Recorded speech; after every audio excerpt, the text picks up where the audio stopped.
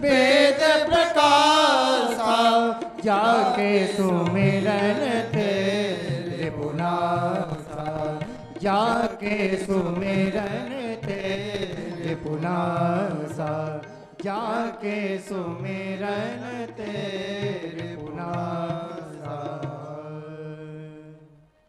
जिसके स्मरण मात्र से शत्रु का विनाश हो जाए उसका नाम शत्रुघ्न।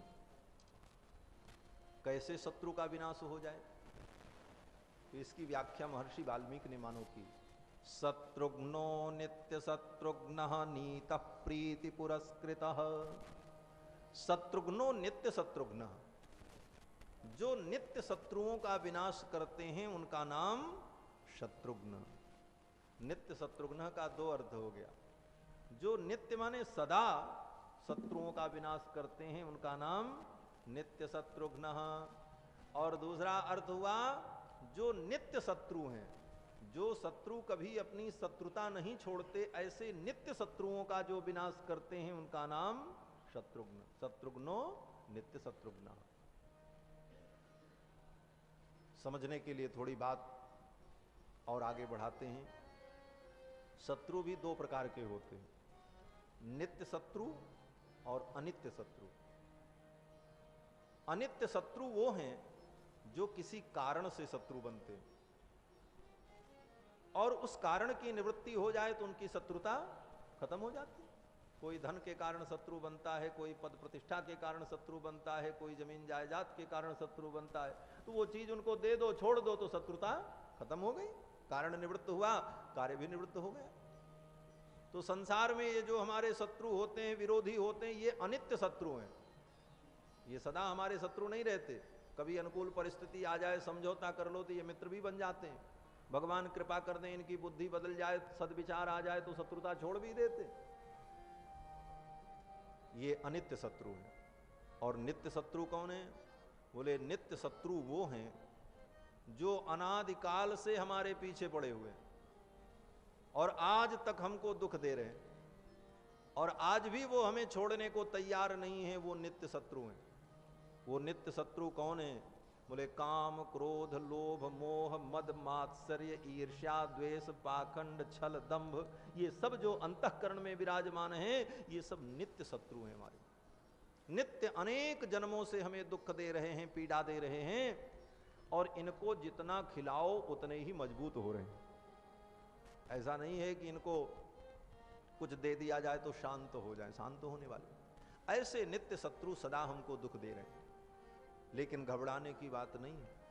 शत्रुघ्न जी के चरित्र का अनुसंधान करो तो ये नित्य शत्रु विनष्ट हो जाएंगे। शत्रुघ्नो नित्य शत्रुघ्न, जो हमारे काम क्रोधादिक विकारों को विनष्ट कर दें उनका नाम शत्रुघ्न है।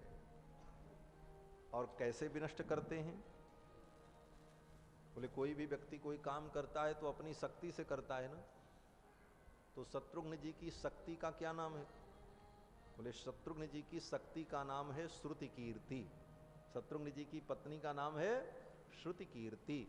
श्रुति कीर्ति का अर्थ क्या है? बोले श्रुति माने कान और कीर्ति माने भगवान की कथा।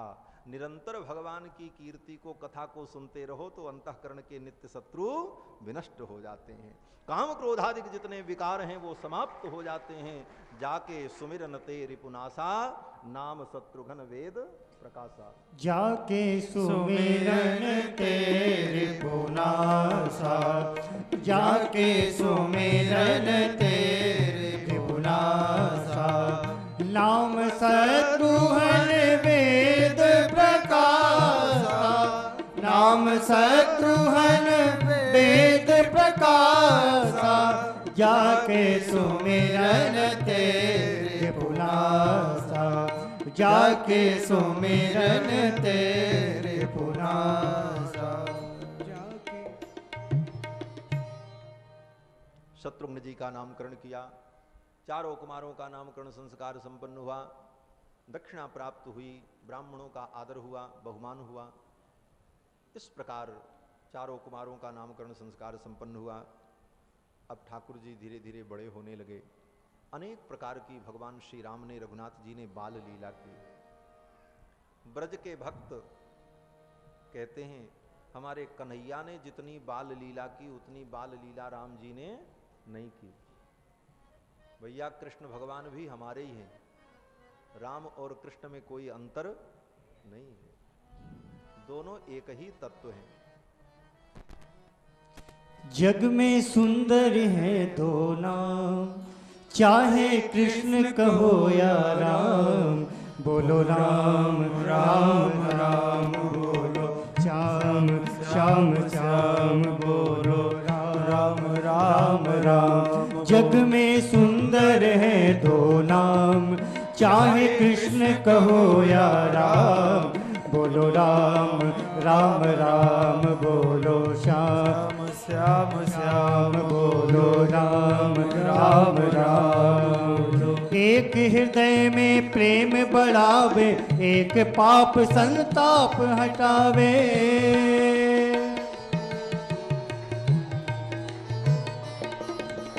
एक हृदय में प्रेम बढ़ावे, एक पाप संताप हटावे। दोनों सुख के सागर हैं, दोनों सुख के सागर हैं, वो दोनों पूर्ण काम। बोलो राम राम राम बोलो, श्याम श्याम श्याम बोलो, राम राम राम। श्याम श्याम श्याम बोलो, राम राम राम। दोनों एक ही हैं।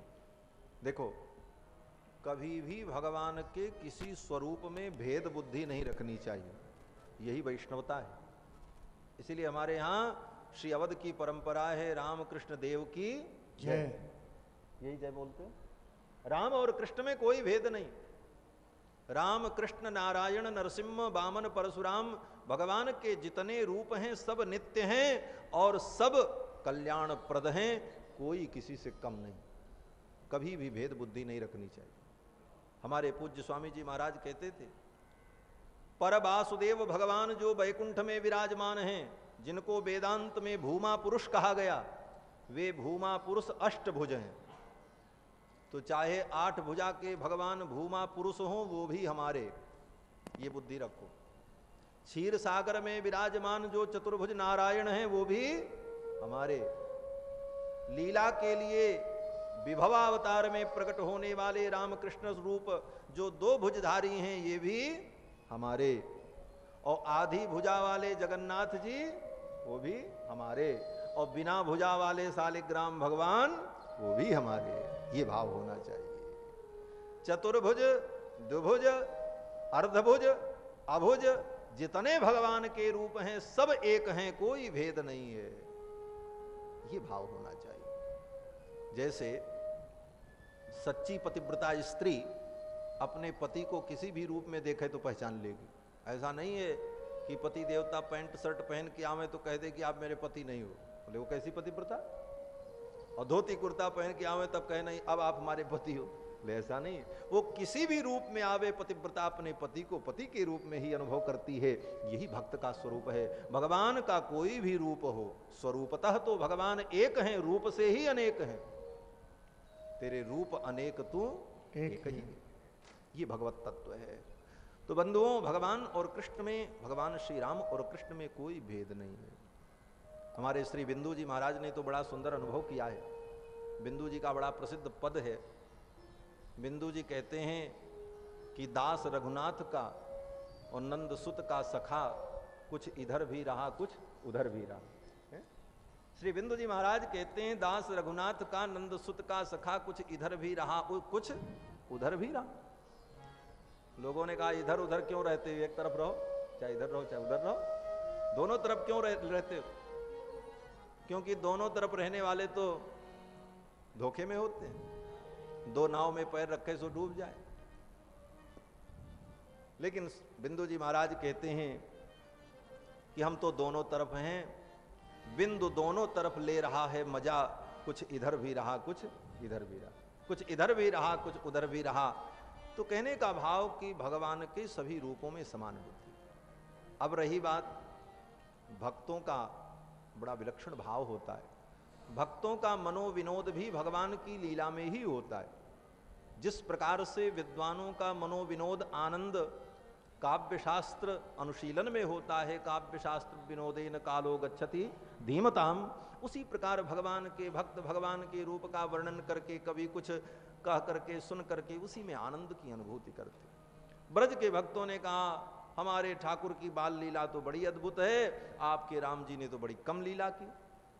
लेकिन ऐसी बात नहीं है, राम जी ने भी बहुत बाल लीलाएं की। गोस्वामी तुलसीदास जी महाराज लिखते हैं कि बाल चरित हरि बहुविधि, बाल चरित हरि बहुविधि कीना, बाल चरित हरि बहुविधि कीना, बाल चरित हरि बहुविधि कीना, अति आनंद दासन कह दीना, अति आनंद दासन कह दीना, बाल चरित हरि बहुविधि कीना, बाल चरित हरि बहुविधि कीना, बाल चरित हरि बहुविधि कीना, बहुविधि हरि की, बहुविधि हरि कीना। बाल चरित हरि बहुविधि कीना, बहुत बाल चरित्र राम जी ने किया है। अनेक बाल चरित्र हैं। एक बाल चरित्र का चिंतन करके आगे बढ़ते हैं। कवितावली रामायण में गोस्वामी जी अनुभव करते हैं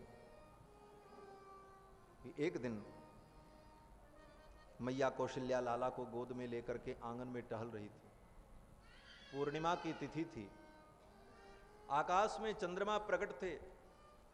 चंद्रमा के मंडल को देखकर, चंद्रमंडल को देखकर ठाकुर जी मचल गए और ठाकुर जी ने कहा मैया ये चंद्रमा मुझे दिला दो। भगवान कृष्ण की लीला में भी इसका अनुभव किया है सूरदास जी ने, मैया मैं तो चंद्र खिलौना लई हूं। लेकिन राम जी ने भी ऐसे ही कहा, क्यों? बोले जो कृष्ण है वही तो राम है, इसीलिए काम तो वही करेंगे। जब कर्ता वही है तो क्रिया भी वही होगी, कोई अंतर नहीं। तो राम जी ने भी मैया कौशल्या से कहा कि मुझे ये चंद्रमा दिला दो। कबहू की शशि मागत आर करे, चंद्रमा को मांगने की आर करने लगे, जिद करने लगे, चंद्रमा मुझे दिला दो। कबहू की शशि मागत आर करे, कबहू प्रतिबिंब निहारी डरे। कभी अपने प्रतिबिंब को देख करके डर जाते। चंद्रमा को मांगा, बोले मुझे चंद्रमा दिला दो मां। कौशल्या जी परेशान हो गई, बोले कैसे इस चंद्रमा को दिलाऊं? बेटा इस चंद्रमा तो बहुत दूर है। ठाकुर जी ने कहा नहीं, ये तो मुझे चाहिए ही चाहिए। कौशल्या जी बड़ी भोली हैं, कोई युक्ति उन्हें सूझी नहीं। तब तक उधर से मां केकई आ गई। मां केकई ने कहा दीदी लाओ बालक को मुझे दे दो, मैं इसे संभालती हूं। मां केकई ने रामलला को गोद में ले लिया। रामलला जी ने कहा मैया मैं तो चंद्रमा लूंगा। केकई जी ने कहा अच्छा बेटा तू चंद्रमा लेगा, अभी मैं तेरे लिए चंद्रमा मंगाती हूं। दासी की ओर संकेत किया, दासी दौड़ी दौड़ी गई, स्वर्ण की परात लेकर के आई, आंगन में रखा और उसमें पानी रखा। अब पानी रखा तो पानी हिल रहा था। ठाकुर जी ने कहा मैया ये परात क्यों, पानी क्यों? बोले इसी में तो चंद्रमा को बुलाऊंगी। बोले पानी में बुलाओगी? बोले हाँ ये पानी का ही जंतु है, पानी में ही आएगा, क्योंकि समुद्र से प्रकट हुआ है, जल जंतु है, इसलिए जल में ही इसका आवाहन करना पड़ेगा। तो पानी रख करके मैया ने थोड़ी देर नाटक किया। क्या नाटक किया? जैसे माताएं बच्चों को समझाती हैं, चंदा मामा आरे आवा, पारे आवा, नदिया किनारे आवा। मैया ने भी कहा चंद्रमा आ जाओ आ जाओ, बुलाने का नाटक किया, अभिनय किया। तब तक पानी थिर हो गया। पानी जब थिर हुआ तो धवल चंद्रमा का प्रतिबिंब निर्मल जल में जब दिखने लगा, मैया ने कहा बस बस देख लाला, तेरे लिए चंद्रमा को मैंने बुला दिया, ये थाली में चंद्रमा। ठाकुर जी आनंदित हो गए। ज्यों ही चंद्रमा को पकड़ने चले, पानी में हाथ लगाया, पानी हिला। जब पानी हिला तो प्रतिबिंब भी हिलने लगा। ठाकुर जी ने तुरंत हाथ पीछे कर लिया। बोले क्या हुआ बेटा? बोले मैया ये तो कोई जल जंतु है, कहीं हमको काट न ले। मैया कौशल्या ने कहा हाँ बेटा ये तो जल जंतु है और समुद्र से प्रकट हुआ है। ठीक है बेटा तू डर रहा है तो मैं इसे भगा देती हूं। तुरंत मैया ने परात के पानी को फेंक दिया। ठाकुर जी ने कहा चंद्रमा कहां गया? मैया ने कहा वो चला गया आकाश में। ठाकुर जी मान गए। ऐसी मधुर लीलाएं, क्योंकि मैया ने यही तो कहा था कि कीजे शिशु लीला अति प्रिय शीला। शिशु लीला करो, जैसे बालक प्राकृत बालक जैसे लीला करता है वैसी लीला का आनंद आप प्रदान करो। इसीलिए भगवान प्राकृत बालक के समान लीला कर रहे हैं। कबहू की शशि मांगत आर करे, कबहू प्रतिबिंब निहार डरे। अनेक अनेक लीलाएं। एक दिन महल की कोई दासी जो भीतर में सेवा करती थी, वो दासी सेवा से निवृत्त होकर के जब गई तो अपने घर में पड़ोस में चर्चा करने लगी कि कौशल्या कुमार जो हैं वो अत्यंत सुंदर मनोहर हैं, उनका दर्शन अद्भुत है, मन करता है कि उनको देखती ही रहूं। खूब वर्णन किया महाराज। पड़ोसिन के हृदय में भी वो लालसा जग गई, मैं भी देखूं लाला को। अब तो उसे इतनी त्वरा हो गई रामलला के दर्शन की कि सूर्योदय की प्रतीक्षा वो नहीं कर सकी। रात में ही चल पड़ी और जाकर के महल के द्वार पर खड़ी हो गई कि चल करके ठाकुर का मैं दर्शन करूंगी। द्वार पर पहुंची, महल का द्वार बंद था, राजद्वार। अब वो प्रतीक्षा करने लगी कि राजद्वार खुले और तब मैं भीतर जाऊं और रामलला का दर्शन करूं।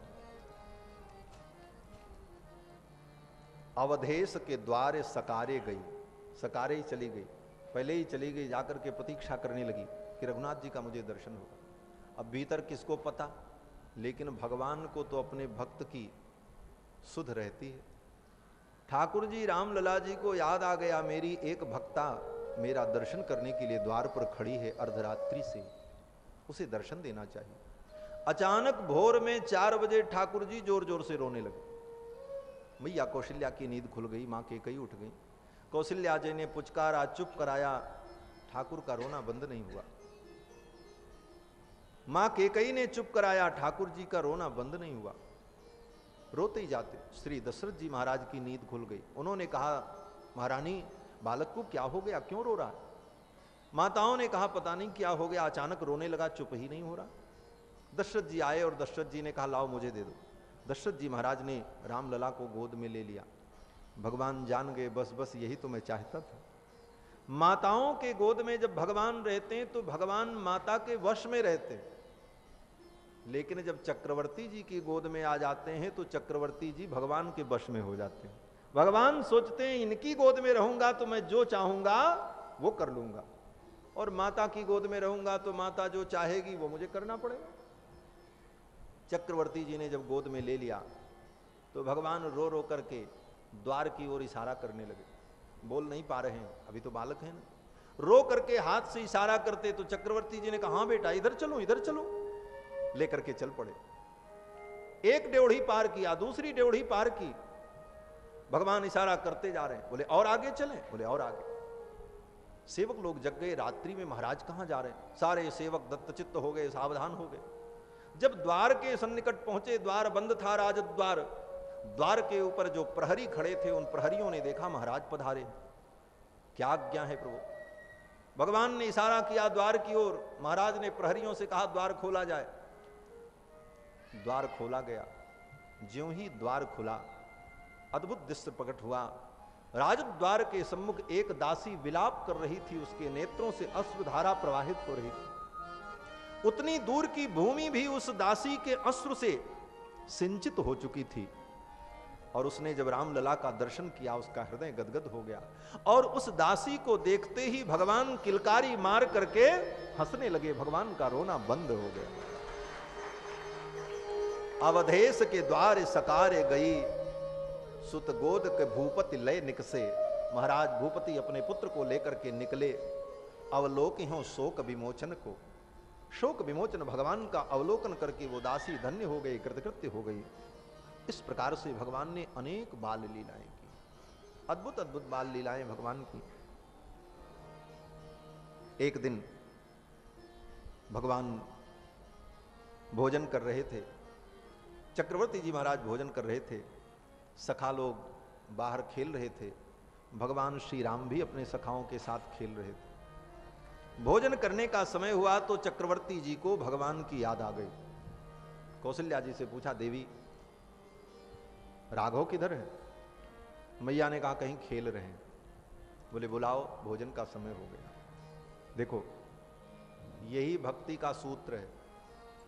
गोस्वामी जी ये सूत्र दे रहे हैं, भोजन कर भोजन करते बोले जब राजा, भोजन करते बोले जब राजा, नहीं आवत तजीबाल समाजा, नहीं आवत तजीबाल समाजा, नहीं आवत तजीबाल समाजा, नहीं आवत तजीबाल समाजा, भोजन करत बोल जब राजा, भोजन करत बोल जब राजा, भोजन करत बोल जब राजा। पूज्य महाराज श्री पधार रहे हैं।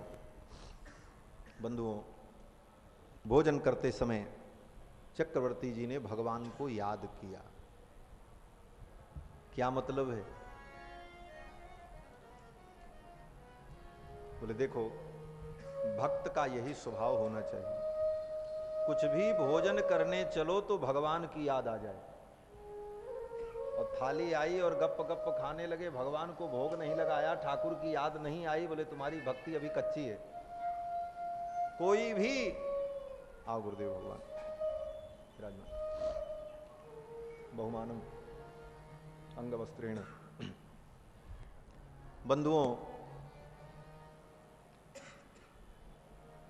कोई भी भोज्य पदार्थ सम्मुख आवे तो भगवान की याद आए, और भगवान को निवेदित करके तब उस वस्तु का हम ग्रहण करें, यही भक्ति है। तुम ही निवेदित भोजन करें। निवेदित भोजन करहि, तुम ही निवेदित भोजन करहि, प्रभु प्रसाद पटभूषण धरहि, प्रभु प्रसाद पटभूषण धरहि, तुम ही निवेदित भोजन करहि, तुम ही निवेदित भोजन करहि। भगवान को निवेदित करके भोजन करना यही भक्त का स्वरूप है।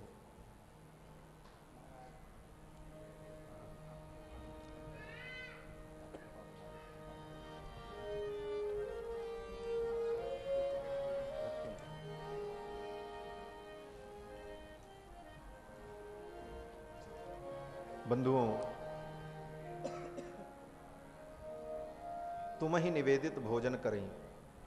भगवान को निवेदित करके भोजन करना ये भक्ति का सिद्धांत है, और ये इतना सरल साधन है कि कुछ मत करो, भजन न हो, पूजन न हो, साधना न हो, लेकिन एक नियम का पालन हो कि भगवान को भोग लगा करके ही हम भोजन ग्रहण करेंगे। कुछ भी खाएंगे तो ठाकुर को भोग लगा करके खाएंगे। ये नियम अगर पकड़ लिया तो इस नियम से ही जीव का उद्धार हो जाएगा। एक ही नियम पर्याप्त है। सरकार श्रीमद् भागवत में वेदव्यास जी महाराज कहते हैं कि उच्छिष्ट भोजिनो दासा तव मायाम जये मही। जो भगवान के उच्छिष्ट का सेवन करता है वो भगवान की माया को जीत लेता है। तो माया से पार जाने का सबसे सरल और सुगम उपाय है कि भगवान को भोग लगाओ और पाओ। किसी भी परिस्थिति में रहो, बीमार रहो, अस्वस्थ रहो, कुछ भी खाने चलो तो ठाकुर को अर्पित करके तब खाओ। तुम ही निवेदित भोजन करें। ये बहुत बड़ी भक्ति का सूत्र है। इसे जीवन में अपनाए नहीं, इसको जीवन में अगर अपनाया नहीं तो सब भक्ति बेकार है। एक छोटी सी कथा पौराणिक कथा है, चक्रिक भील की कथा है। पूज्य स्वामी जी महाराज सुनाया करते थे हमारे पुराण में। चक्रिक नाम के एक भील की कथा है। वो भील बहुत बड़ा पापी, चोरी करे, बदमाशी करे, सब प्रकार के पाप करे। एक दिन कहीं कथा हो रही थी भागवत की, वो चक्रिक भील वहां पहुंच गया घूमते घूमते। सोचने लगा यहाँ बहुत लोग हैं और व्यास गद्दी पे अभी खूब माल ताल चढ़ेगा, फिर धीरे से यहीं चुराएंगे। वो अपना वहां घात लगा करके बैठा। अब चोर प्रतीक्षा के लिए बैठा तो थोड़ी कथा तो उसको सुननी ही पड़ेगी। क्यों? बोले कथा समाप्त होगी तब चढ़ोतरी होगी, तब उसको चुराने का मौका मिलेगा।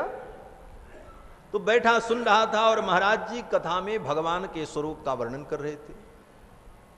कृष्ण भगवान बड़े मनोहर, दिव्य उनका स्वरूप, गले में नौलखा हार, कानों में मकराकृत कुंडल, कुंडलों की दिव्य मणियां, पैर में सुंदर पैजन, हाथों में मुद्रिकाएं, सारे आभूषणों का जब वर्णन किया तो वो चक्रिक भील सोचने लगा ये तो बहुत पैसे वाले आदमी होंगे जो इतना आभूषण पहनते, इन्हीं को लूटा जाए सबसे अच्छा।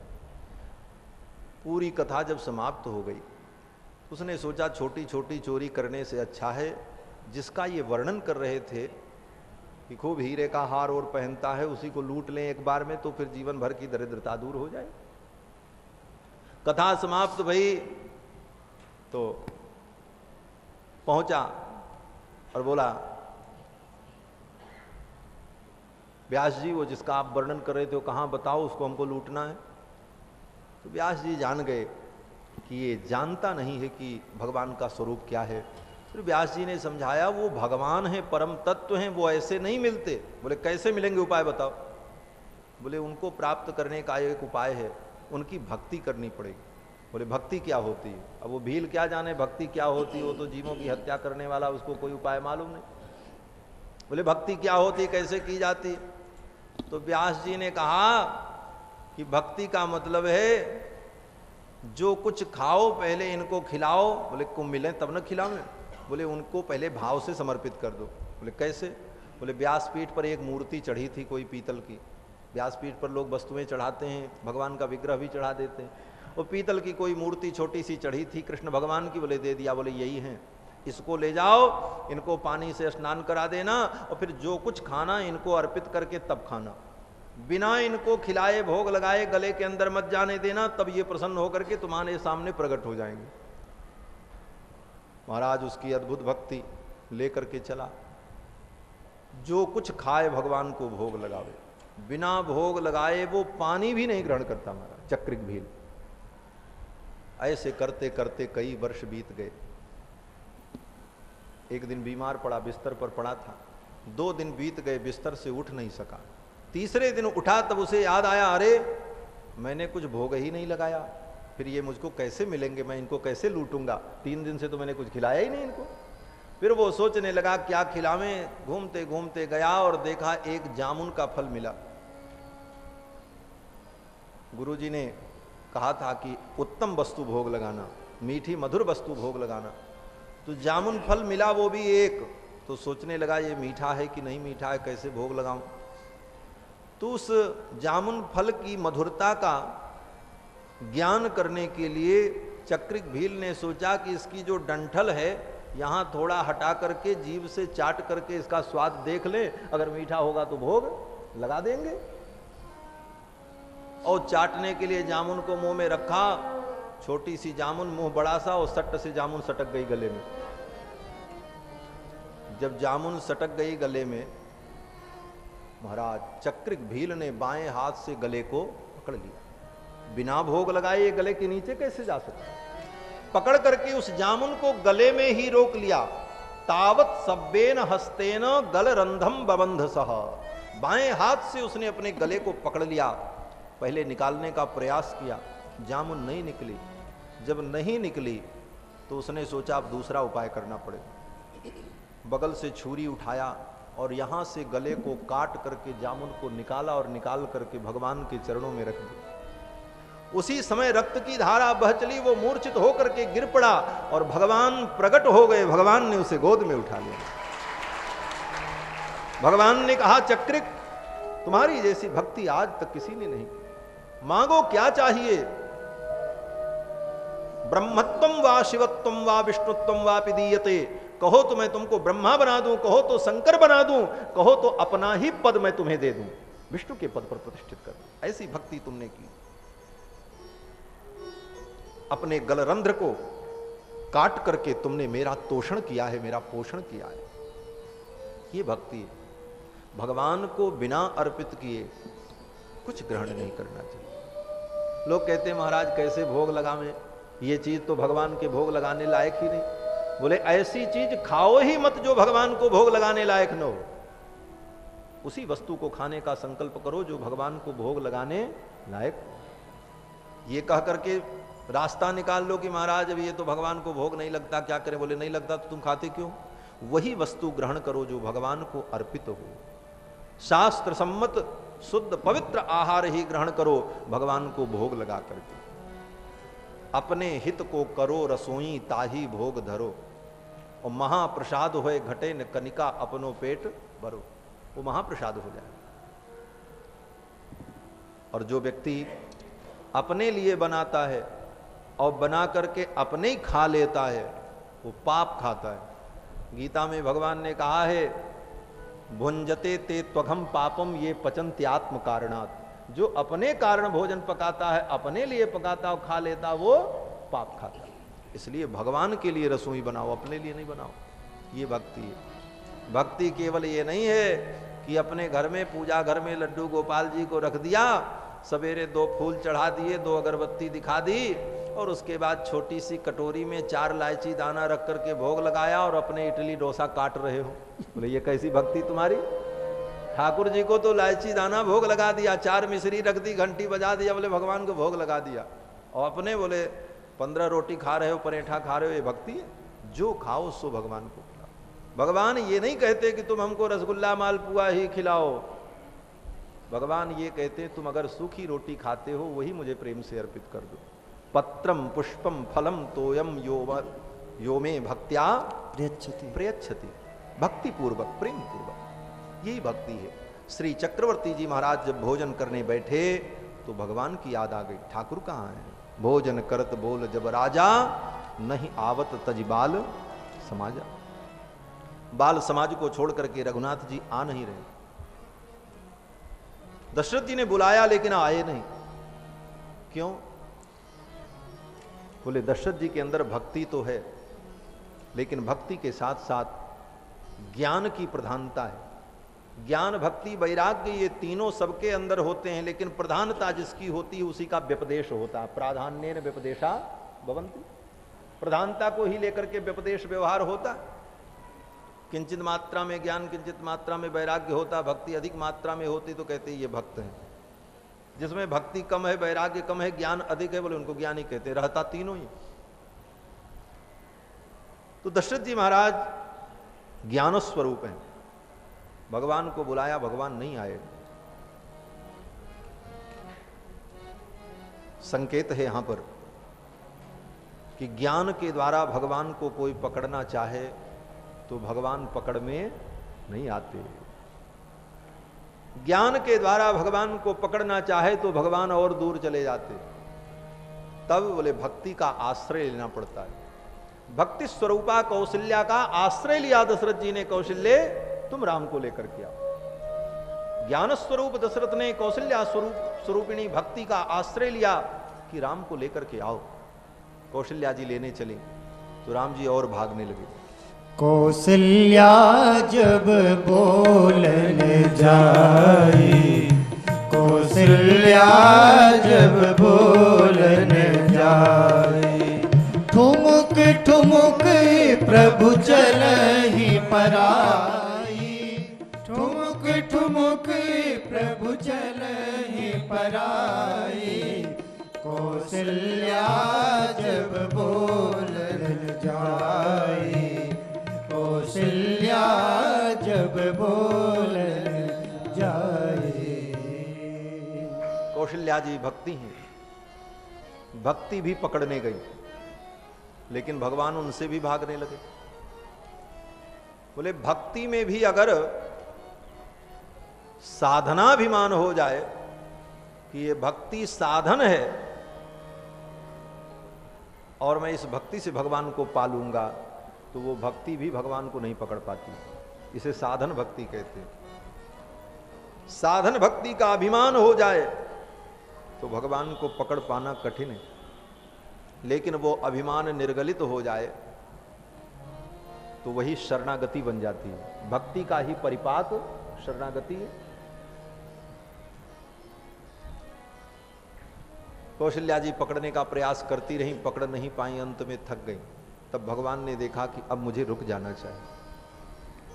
जैसे कृष्णावतार में यशोदा रानी भगवान को पकड़ने गई, तब तक नहीं पकड़ पाया जब तक पकड़ने का अभिमान था कि मैं पकड़ लूंगी, और जब थक गई तो भगवान स्वयं रुक गए और मैया ने पकड़ लिया। पकड़ा तो भक्ति ने, भक्ति के द्वारा ही भगवान प्राप्त होते हैं। कौशल्या जी लेकर के आई, पूरे शरीर में धूल लगी हुई थी। धूसर धूरी भरे तनुआए और भूपति बिहसी गोद बैठाए। पूरे शरीर में धूल लगी थी। राम जी आए, चक्रवर्ती जी ने अपने गोद में बैठा लिया। ऐसी ही लीला कृष्णावतार में भी हुई है, और यही प्रसंग भी है कि श्री नंद जी महाराज जब भोजन करने बैठे तो कन्हैया को बुलाया, तो यशोदा रानी पकड़ने गई, और यशोदा रानी ने कहा कि पुत्र प्रतीक्षते त्वाम, तुम्हारी प्रतीक्षा कर रहे हैं नंद बाबा। भोक्षमाणो ब्रजाधिपः, ब्रजाधिप ब्रजराज नंद बाबा भोजन करने बैठे हैं और तुम्हारी प्रतीक्षा कर रहे हैं, चलो भोजन कर लो। और जब पकड़ करके ले आई यशोदा रानी, तो वहां भी भगवान के शरीर में धूल लगी थी। धूल धूसरितांगस्त्वं पुत्रमज्जनमावह,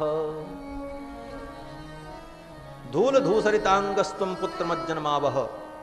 और यहां भी धूसर धूरी भरे तनुआए, लेकिन एक अंतर है, सूक्ष्म अंतर। अंतर यह है कि वहां भी भगवान धूल लगे हुए आए, लेकिन नंद बाबा ने अपने गोद में नहीं बैठाया। नंद बाबा ने कहा जाओ पहले स्नान करो। धूल धूसरितांगस्त्वं पुत्र मज्जनमावह, पहले स्नान करो। जन्मर्क्ष योगो अद्य, आज तुम्हारा जन्मदिन है। विप्रेभ्यो देहिगाम शुचि, ब्राह्मणों को गौदान करो और कुछ पूजन कर लो, उसके बाद भोजन करो, ऐसा नंद बाबा ने कहा। कृष्ण भगवान ने जाकर के स्नान किया, वस्त्र बदले, तब भोजन कराया। लेकिन अयोध्या में बोले धूसर धूरी भरे तनुआए, भूपति बिहसी गोद बैठाए, गोद में बैठा। अब देखो, कन्हैया को धूल लग जाए ये तो मानने वाली बात है।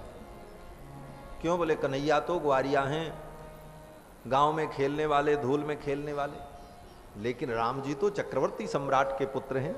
अयोध्या का मणिमय प्रांगण, जहां भित्तिकाओं में, भूमि पर मणियां जड़ी हैं, ऐसे मणिमय प्रांगण में धूल की कल्पना नहीं की जा सकती। लेकिन राम जी को धूल लगी हुई है। धूसर धूरी भरे तनुआए, कहां धूल में लौट करके आ गए, कैसी धूल लगी है।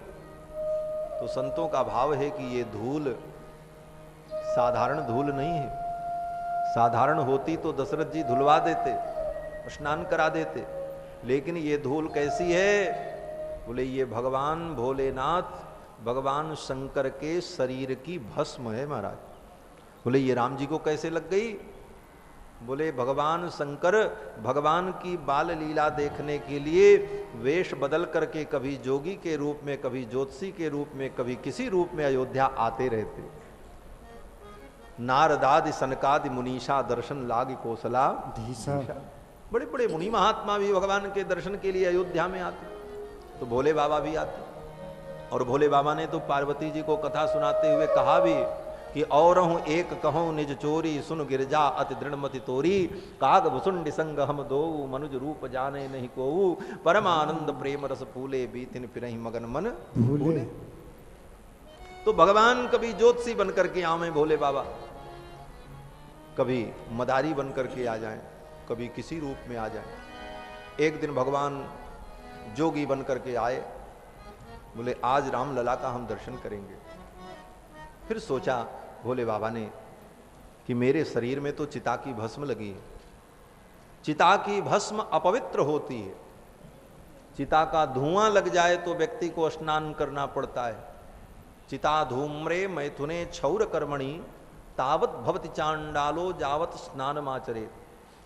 चिता का धुआं लग जाए और रतिक क्रिया करने के बाद, क्षौर कर्म करने के बाद, मुंडन करने के बाद, हजामत बनाने के बाद अगर व्यक्ति स्नान न करे तो वो चांडाल के समान ही अपवित्र होता है। और चिता की भस्म तो फिर चिता की भस्म है। तो भोले बाबा ने सोचा हम अघोरी के लिए, हमारे जैसे जोगी के लिए तो ठीक है, लेकिन इस स्वरूप से मैं जाऊंगा और रघुनाथ जी को गोद में उठाऊंगा, हृदय से लगाऊंगा तो ये भस्म उनको लग जाएगी, सो ठीक नहीं। तो भोले बाबा ने क्या किया, बोले अयोध्या में आकर के सरयू में स्नान किया, डुबकी लगाई सरजू जी में, सारी चिता की भस्म को धो दिया सरजू जी में। और फिर बाहर आकर के अयोध्या की पवित्र रज को लेकर के, सरयू की मिट्टी को लेकर के पूरे शरीर में भोले बाबा ने लगाया और जोगी का वेश धारण कर लिया और अयोध्या की गली में अपने चेला का घुसुंडी को लेकर के घूमने लगे कि किसी गली में ठाकुर का दर्शन हो जाए। तब तक देखा उधर से ठाकुर जी महाराज अपने सखाओं के साथ क्रीड़ा करते हुए आ रहे थे। भोले बाबा देख करके गदगद हो गए। भक्त को देखकर भगवान ने पहचान लिया, भगवान को देखकर भक्त ने पहचान लिया। इशारों इशारों में ही बातें हो गई, बस मिलना है तो मिलना है। सखा लोग तो खेलने में लगे थे। ठाकुर जी धीरे से घूम करके पहुंचे, एकांत देख करके भोले बाबा ने ठाकुर को उठा करके हृदय से लगा लिया। बाल रूप रघुनाथ जी को गोद में बैठा करके दुलार किया, स्नेह किया, स्नेहांकन किया। और जब हृदय से लगाया तो भोले बाबा के शरीर में जो धूल लगी थी वो राम जी को भी लग गई।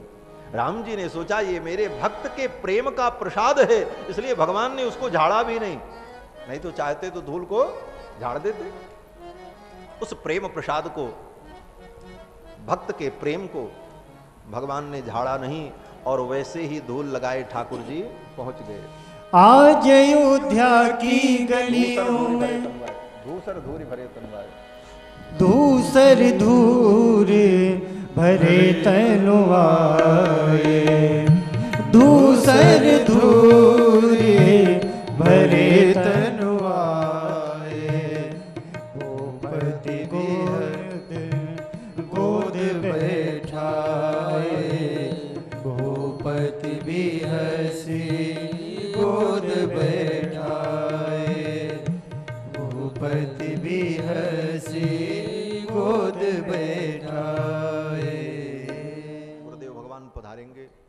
स्वास्थ्य बहुत ठीक नहीं रहता, इसलिए ज़्यादा देर बैठना उचित भी नहीं है। आशीर्वाद हम लोगों को प्राप्त हो गया, इतना ही पर्याप्त है। बंधुओं,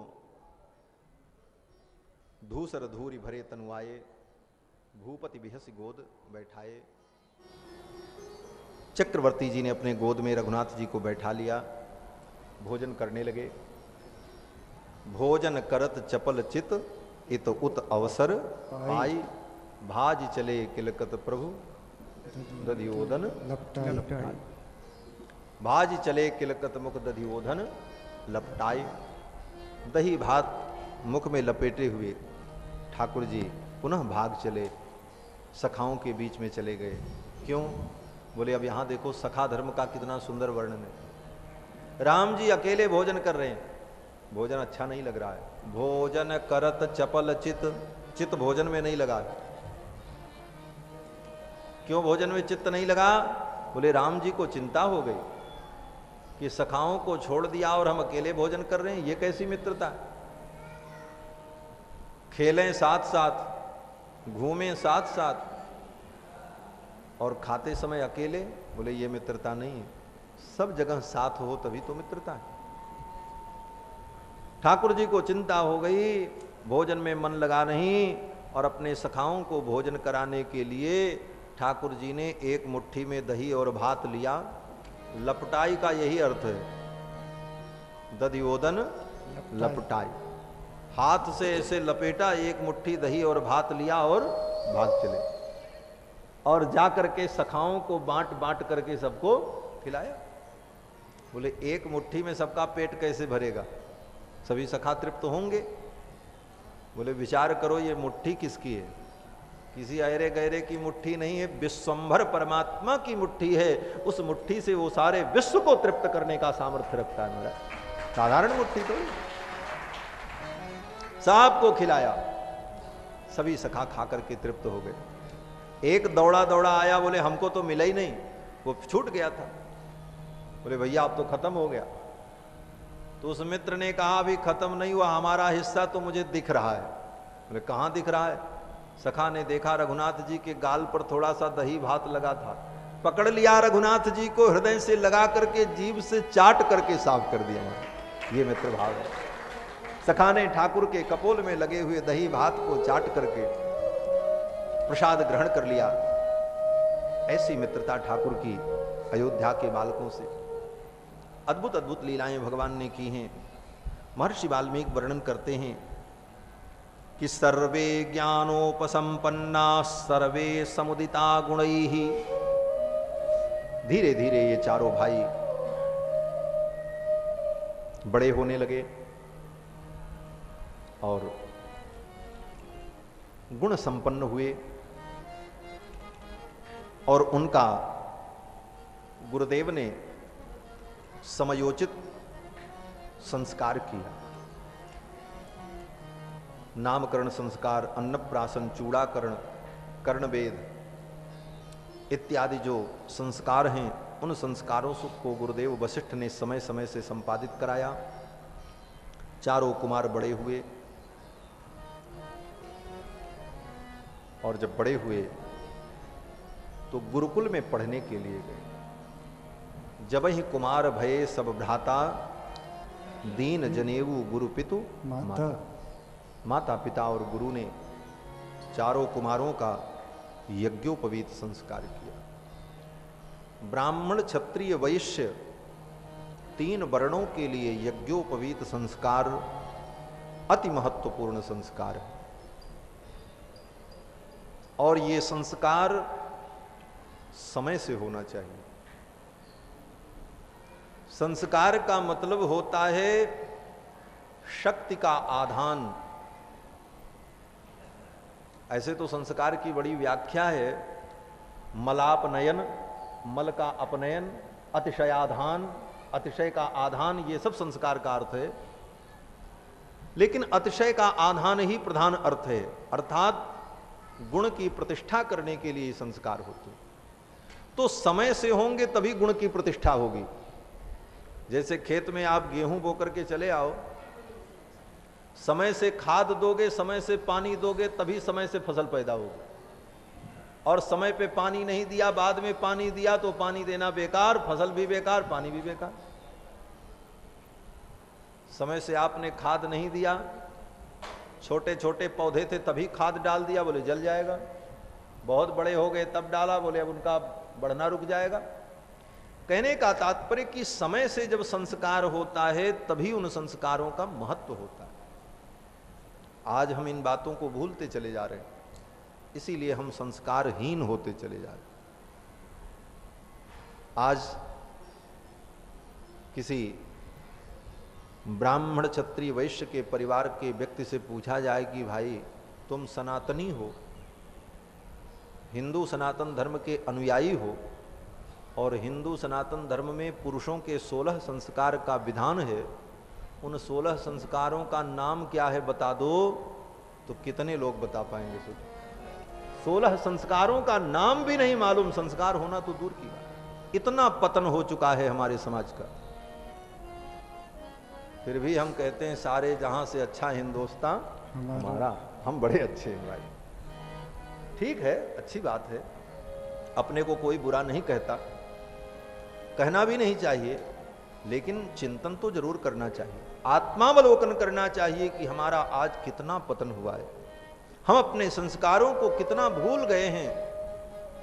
और आज जो यज्ञोपवीत संस्कार हो भी रहा है वो भी 20 साल के हो जाएं, 25 साल के हो जाएं तब जने होगा। 15 वर्ष के पहले ब्राह्मण के बालक का यज्ञोपवीत संस्कार हो जाना चाहिए। 20 वर्ष के पहले क्षत्रिय का और 24 वर्ष के पहले वैश्य का यज्ञोपवीत संस्कार हो जाना चाहिए। अन्यथा वो ब्राह्मण क्षत्रिय वैश्य तीनों ब्रात्य हो जाते हैं, और ब्रात्य हो जाने पर उनके लिए कोई भी वैदिक कर्म करने का उन्हें अधिकार नहीं रह जाता। वैदिक कर्म से वो बहिष्कृत हो जाते हैं। इसलिए संस्कारों को समय से करना चाहिए और विधि पूर्वक करना चाहिए। संस्कारों की इतनी महत्ता है। जब चारों भाई कुमार हुए, जब ही कुमार भये सब भ्राता, दीन जनेऊ गुरु पितु माता। जब ही कुमार भये, ये कुमार का मतलब यही है, बोले जब उनके यज्ञोपवीत संस्कार की अवस्था आ गई तो गुरु ने यज्ञोपवीत संस्कार कर दिया। ये नहीं कहा कि जब ब्याह होई तो ब्याह में जनेऊ करब। जैसे आजकल लोग कहते हैं ना कि हमारे यहाँ तो ब्याह में जनेऊ होता है। अरे ब्याह में जनेऊ होने का कहाँ से विधान? ब्याह अलग संस्कार है, यज्ञोपवीत अलग संस्कार है। यज्ञोपवीत अलग करो, ब्याह अलग करो। लेकिन लोग पैसा बचाने के लिए भाई 2 बार करेंगे तो अधिक खर्चा लगेगा, लाओ एक ही बार में सब निपटा दे। लेकिन गलत बात है। संस्कार समय से विधिपूर्वक और समुचित ढंग से करना चाहिए, तभी इन संस्कारों का लाभ हमें जीवन में प्राप्त होता है। अन्यथा हम संस्कारहीन ही बने रहते। चारों कुमारों का यज्ञोपवीत संस्कार हुआ। यज्ञोपवीत संस्कार के बाद गुरुकुल में पढ़ने के लिए गए। गुरु गृह गए पढ़न रघुराई, अल्पकाल विद्या सब आई। अल्पकाल विद्या सब पाई नहीं, अल्पकाल विद्या सब आई। पाई भी कह दें तो चौपाई तो बन जाएगी, कोई दिक्कत नहीं है। योग बन जाएगा, तुकबंदी हो जाएगी। लेकिन आई से तात्पर्य है कि विद्या स्वयं भगवान के पास आ गई। गुरु गृह गए पढ़न रघुराई, अल्पकाल विद्या सब आई। विद्याएं स्वयं उसके पास आ गई। क्या संकेत है? बोले विद्या को प्राप्त नहीं करना पड़ता, विद्या को पढ़ना नहीं पड़ता, विद्या को धारण करने के लिए पात्रता का निर्माण करना पड़ता है। पात्रता निर्मित हो जाए तो विद्या स्वतः आकर के प्रतिष्ठित हो जाती है, विद्या स्वयं आ जाती है।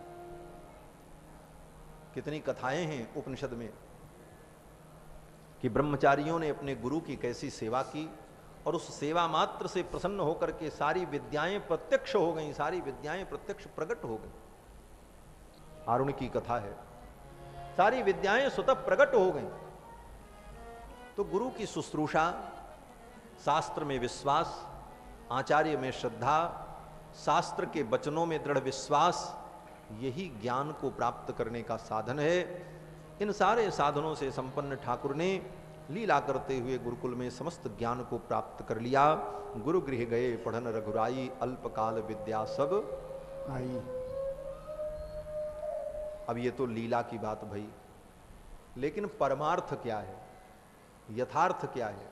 बोले यथार्थ तो ये है कि चारों वेद भगवान के श्वास हैं, भगवान से अलग नहीं हैं। इनको न कुछ पढ़ना है न कुछ लिखना है, ये तो लीला करनी है। जाकी सहज श्वास श्रुति चारी, जाकी सहज श्वास श्रुति चारी, सोहरि पड़य कौतुक भारी, सोहरि पड़य कौतुक भारी, सोहरि पड़य कौतुक भारी, सोहरि पड़य कौतुक भारी, जाकी सहज श्वास श्रुति चारी, जाकी सहज श्वास श्रुति चारी, जाकी सहज श्वास श्रुति चारी, जाकी सहज श्वास श्रुति चारी। जाकी सहज श्वास श्रुति चारी, चारों वेद परमात्मा के श्वास भूत हैं। यस्य निश्वसितम वेदा। आचार्य सायण ने ऋग्वेद भाष्य भूमिका में ये कहा है। चारों वेद भगवान के श्वासभूत हैं। ठीक सरकार। बंधुओं, भगवान की महती कृपा, श्वासभूत चारों वेद भगवान के, भगवान को क्या पढ़ना है, लीला कर रहे हैं। गुरु की मर्यादा, ब्रह्मचारी का धर्म, शिष्य धर्म, इसका आचरण करके भगवान दिखा रहे हैं। ये लीला है। गुरुकुल से पढ़ करके आए और फिर पिताजी के राज्य कार्य में सहयोग करने लगे। समावर्तन संस्कार हुआ, गुरुकुल से लौट करके आए।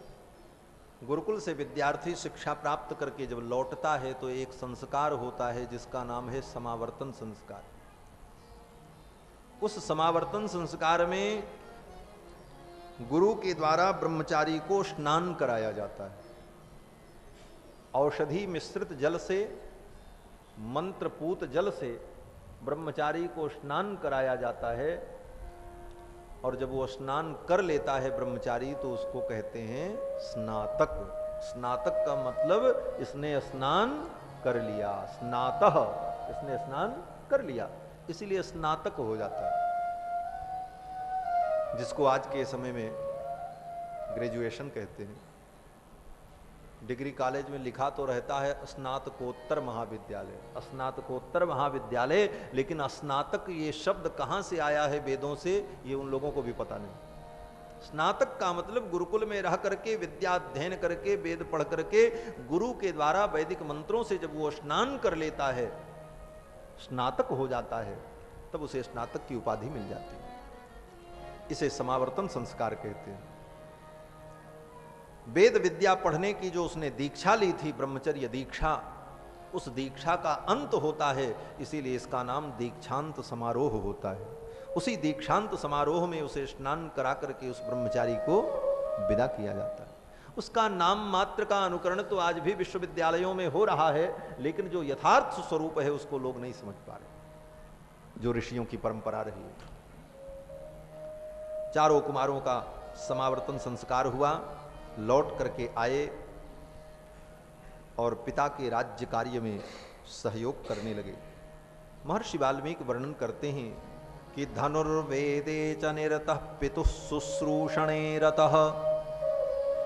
धनुर्वेद में, अन्य विद्याओं में, सभी विद्याओं में निष्णात हो गए चारों बालक। और पितुः शुश्रूषणे रतः, अपने पिता की शुश्रूषा, पिता की सेवा करने में लगे रहते। और इन चारों भाइयों का आपस में कितना प्रेम है महाराज। भ्रातृ प्रेम देखना है तो राम जी का देखो, कैसा प्रेम है। महर्षि वाल्मीकि वर्णन करते हैं कि बाल्यात् प्रभृति सुस्निग्धो लक्ष्मणो लक्ष्मीवर्धनः रामस्य लोकरामस्य भ्रातुर्ज्येष्ठस्य नित्यसः सर्वप्रियकरस्तस्य रामस्यापि शरीरतः। लक्ष्मण जी के और राम जी के प्रेम का वर्णन करते हैं महर्षि वाल्मीकि कि बाल्यात् प्रभृति सुस्निग्धो, बचपन से ही लक्ष्मण जी महाराज अपने ज्येष्ठ भ्राता राम के अनुगामी हैं, उनके चरण के सेवक हैं। ऐसा नहीं कि बड़े होकर के गुरुकुल में जाकर के जब गुरु के द्वारा धर्म को सुना और समझा और धर्म के उपदेश के क्रम में ये वाक्य मिला कि बड़ा भाई पिता के तुल्य होता, आदरणीय होता, तब लक्ष्मण जी ने सेवा प्रारंभ की हो, ऐसा नहीं। बाल्यात् प्रभृति सुस्निग्धो, बचपन से। इसीलिए गोस्वामी जी महाराज भी यही कहते हैं, इसी पंक्ति का मानो भावानुवाद किया है कि बारहिते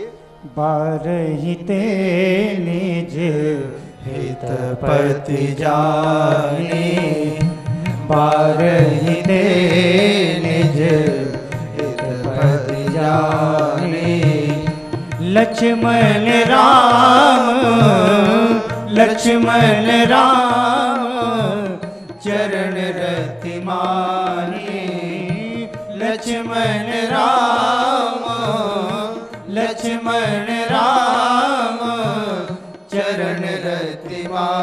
जाने बारही ते निज हितपति जाने बारही ते निज हितपति जाने।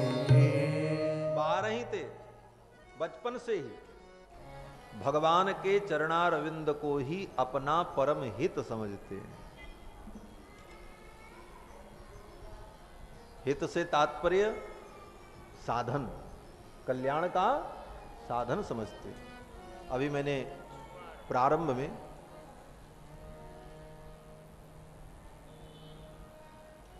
नारायण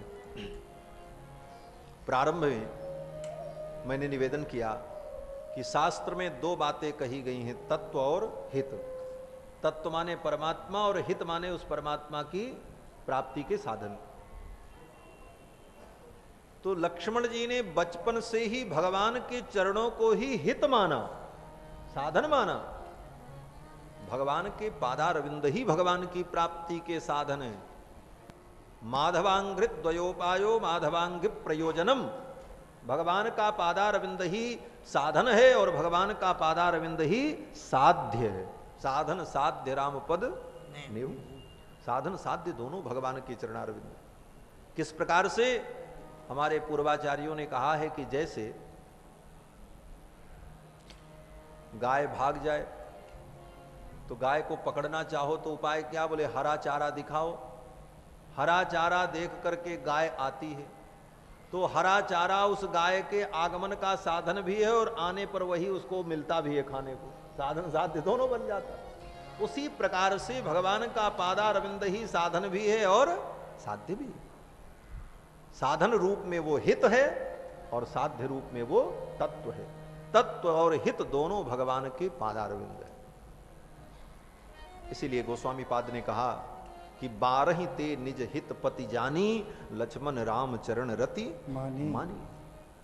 बाल्यात् प्रभृति सुस्निग्धो लक्ष्मणो लक्ष्मी वर्धनः, रामस्य लोक रामस्य भ्रातुर ज्येष्ठस्य नित्यसः। कितना अद्भुत प्रेम है भगवान के चरणों में इनका। भगवान के चरणारविंद को छोड़कर कोई वस्तु से लक्ष्मण को लगाव नहीं। भगवान का चरण ही इनका सार सर्वस्व है। इसीलिए तो रामानुज की स्तुति में हम अनुभव करते हैं कि यो नित्यमच्युत पदाम्बुज युग्म रुक्म व्यामोहतस्तदितराणि तृणाय मेने। भगवान के पादारविंद के अतिरिक्त जितनी वस्तुएं हैं वो तृण तुल्य है, उसमें कभी रुचि भी नहीं होती भक्तों की। जो यथार्थ भगवत प्रेमी हैं उनको भगवान के चरणारविंद से निस्यंदित होने वाले मकरंद रस में ही इतना आनंद मिलता है कि अन्य रस की अपेक्षा नहीं होती।